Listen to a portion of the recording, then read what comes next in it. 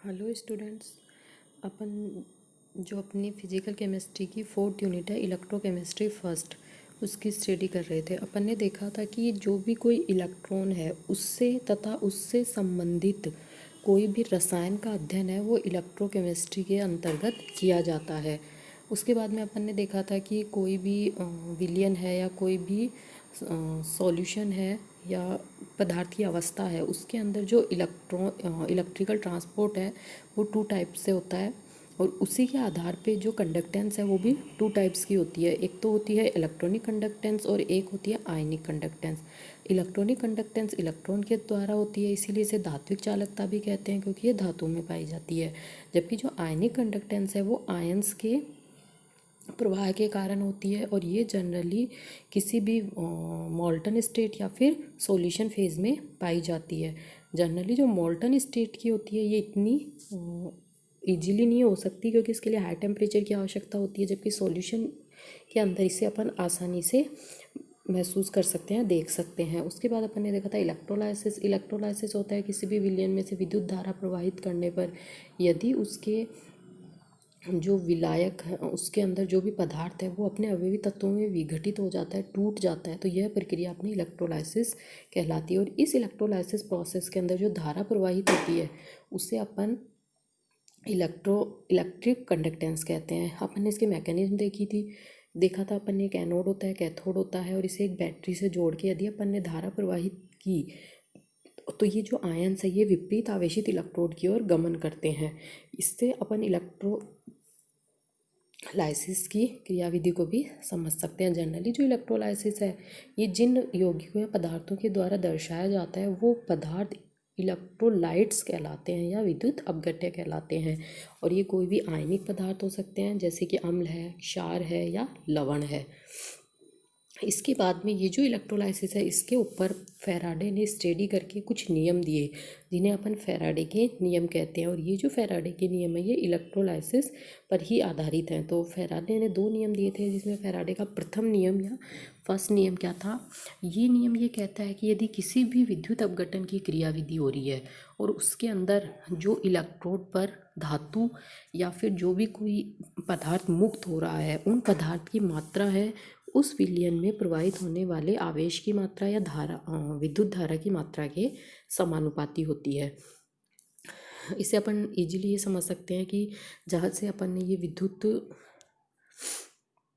अपघटन की क्रियाविधि देखी थी इसमें अपन ने देखा था कि यहाँ पे इलेक्ट्रोड के ऊपर विपरीत आवेशित आयन आके एक अपने से विपरीत आवेशित इलेक्ट्रोड के ऊपर जमा हो जाते हैं। तो ये जो इलेक्ट्रोड है इनके ऊपर जमा होने वाले पदार्थ की मात्रा है वो इस प्रक्रिया में प्रवाहित होने वाली विद्युत की मात्रा के समानुपाती होती है। ये फैराडे ने प्रथम नियम में कहा। ये जो आवेश की मात्रा है इसे इसने Q से दर्शाया और पदार्थ की मात्रा को W से दर्शाया। तो इस नियम के अनुसार जो W है वो प्रोपोर्शनल होगा Q के। जब प्रोपोर्शनल का साइन हटाएंगे तो अपन ने एक कांस्टेंट लिया है Z। ये जो कांस्टेंट है इसे उस पदार्थ का विद्युत रासायनिक तुल्यांक या इलेक्ट्रोकेमिकल इक्विवेलेंट कहते हैं। इससे अपन यहाँ से Z की डेफिनेशन भी दे सकते हैं कि यदि Q का मान 1 कूलोम है, जनरली कूलोम है वो आवेश की मात्रा है, विद्युत की मात्रा कहलाती है जो विद्युत अपघट्य की प्रक्रिया में उस सिस्टम से प्रवाहित हो रहा है। तो यदि अपन ने Q के मान को 1 कर दिया तो W है वो किसके बराबर हो जाएगा, Z के बराबर हो जाएगा।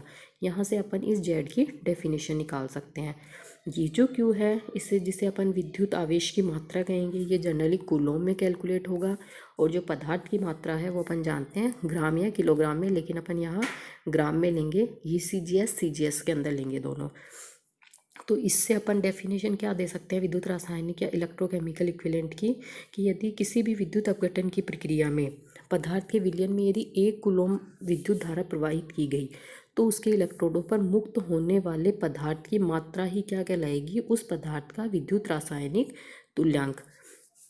देखिए मैं यहीं से डेफिनेशन बना रही हूँ इन 2 लाइन से।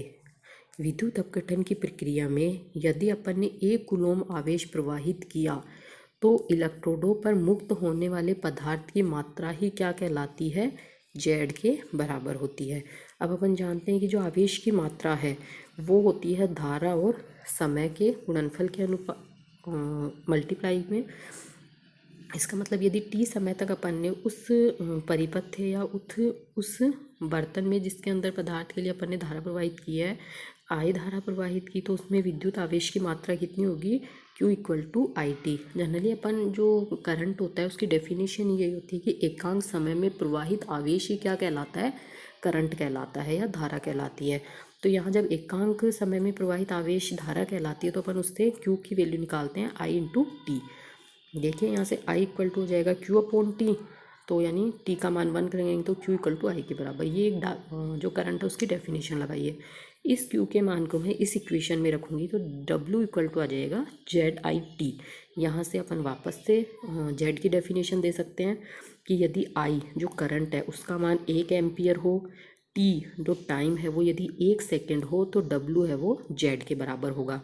इसका मतलब कि यदि 1 एम्पियर की धारा 1 सेकंड के लिए प्रवाहित की जाए, देखिए 1 एम्पियर की धारा यदि 1 सेकंड के लिए प्रवाहित की जाए तो उस प्रक्रिया में इलेक्ट्रोडों पर मुक्त होने वाले पदार्थ की मात्रा ही क्या होती है, जेड के बराबर होती है। यहाँ मैंने आई और टी इन दोनों को एक के इक्वल रख दिया है। तो ये अपना फैराडे का प्रथम नियम था। इसके बाद अपन देखेंगे सेकेंड लॉ ऑफ फैराडे या फैराडे का द्वितीय नियम। ये नियम है वो प्रथम नियम से थोड़ा सा मिलता जुलता ही है, लेकिन इसके अंदर यहाँ अपन ने विद्युत रासायनिक तुल्यांक के बारे में बात की थी, जबकि जो द्वितीय लॉ है उसके अंदर अपन उसका इक्विवेलेंट वेट देखेंगे। इसने ये बताया कि यदि अपन ने 2 या 2 से अधिक अलग अलग विद्युत अपघट्य लिए और उनके अंदर से अपन ने समान विद्युत की मात्रा को प्रवाहित किया, तो उनके जो अलग अलग विद्युत अपघट्यों में डूबे हुए इलेक्ट्रोड हैं उन पर मुक्त होने वाले भिन्न भिन्न पदार्थों की मात्रा उन्हीं पदार्थों के तुल्यांकी भारों के समानुपाती होती है। तुल्यांकी भार यानी इक्विवेलेंट वेट के। इसका मतलब इसमें ये कह सकते हैं अपन कि यदि 2 या 2 से अधिक अपन ने पात्र लिए हैं जिसके अंदर अपन ने विद्युत अपघट्य भर के उसमें धारा प्रवाहित की है, तो इन विद्युत अपघट्यों में जो प्रवाहित धारा है या प्रवाहित विद्युत आवेश की मात्रा है वो उन इलेक्ट्रोडों पर मुक्त होने वाले पदार्थों की मात्रा के या तुल्यांकी भारों के समानुपाती होती है। इसका मतलब जो एकत्रित हुई पदार्थ की मात्रा है वो ई के प्रोपोर्शनल होगी। ई यहाँ है इक्विवेलेंट वेट, तो यहाँ से अपन अपॉन में ले आएंगे तो यह आ जाएगा कांस्टेंट। ये जनरली एक से अधिक या भिन्न भिन्न विद्युत अपघट्यों पे लागू होता है। तो यहाँ से अपन 2 विद्युत अपघट्यों पे लगाएंगे तो W1/W2 इक्वल टू E1/E2। ये आगे तक इसी तरह से होगा। इसको अपन एग्जाम्पल से यूँ समझ सकते हैं कि 2 अलग अलग पात्र लिए हैं, एक में CuSO4 का विलयन है और एक में AgNO3 का विलयन है, और दोनों में अपन ने धारा प्रवाहित की। तो जो कॉपर +2 ऋणाग्र इलेक्ट्रोड पे जाके Cu में चेंज होगा, Ag+ है वो Ag में चेंज होगा। तो जो Cu की एकत्रित मात्रा होगी इलेक्ट्रोड पे बटे Ag की एकत्रित मात्रा होगी वो Cu के इक्विवेलेंट वेट और Ag के इक्विवेलेंट वेट के अनुपात के बराबर होगी। तो इधर अपन ने W1 ले लिए दोनों के, इधर दोनों के अपन ने E1 ले लिए। तो ये अपना द्वितीय नियम है। इसे अपन इस तरह से भी समझ सकते हैं कि यदि किसी भी पदार्थ के विलयन में अपन ने इतनी धारा प्रवाहित, इतना कूलम आवेश प्रवाहित किया 96,484.56 कूलम, ये जो आवेश की मात्रा है इसे अपन एक कांस्टेंट मानते हैं जिसे अपन 1 फैराडे नाम देते हैं। तो यदि किसी पदार्थ के विलयन में से अपन ने 1 फैराडे विद्युत की मात्रा को प्रवाहित किया तो उनके इलेक्ट्रोडों पर मुक्त होने वाले पदार्थ की मात्रा है वो उनके इक्विवेलेंट वेट के इक्वल होगी।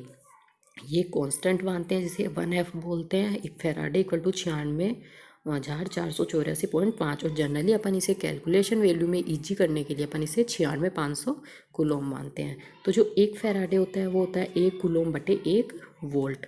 जनरली जो 1 फैराडे होता है उसे अपन इस तरह से कैलकुलेट करते हैं कि 1 मोल इलेक्ट्रॉन पर आवेश की मात्रा क्या कहलाती है, 1 फैराडे। यानी कोई भी धातु है जो किसी इलेक्ट्रोड पर एकत्रित हो रही है तो उसका जितना चार्ज होगा वो इससे इंटू हो जाएगा, और 1 मोल इलेक्ट्रॉन पर आवेश क्या कहलाता है, 1 फैराडे। 1 मोल इलेक्ट्रॉन का मतलब इलेक्ट्रॉन का आवेश इंटू नंबर ऑफ मोल्स। तो 1 मोल के अंदर परमाणुओं की संख्या होगी 6.023 इंटू 10⁻23, और आवेश हो जाएगा 1.6 इंटू 10⁻19। इनको दोनों को मल्टीप्लाई करेंगे तो अपने पास यही वैल्यू आएगी। तो ये कहलाता है 1 फैराडे 1 मोल इलेक्ट्रॉन पर आवेश की मात्रा। अब यदि अपन भिन्न भिन्न धातु आयन भिन्न भिन्न इलेक्ट्रोड पर एकत्रित होंगे तो उनके द्वारा प्रवाहित धारा या आवेश की मात्रा है वो अपन फैराडे से मल्टीप्लाई करके निकाल सकते हैं। ये अपना सेकंड लॉ था फैराडे। ये दोनों लॉ अपने इम्पोर्टेंट है इलेक्ट्रोलाइसिस में, जनरली ये पूछे जाते हैं और कैलकुलेट या फिर कोई न्यूमेरिकल हो सकता है। तो अपन ने आज देखा फैराडे का फर्स्ट और सेकंड लॉ जो अपना इलेक्ट्रोलाइसिस प्रोसेस पे आधारित है। इसके बाद अपन इसके आगे की स्टडी अगले लेक्चर में करेंगे। Okay, thank you.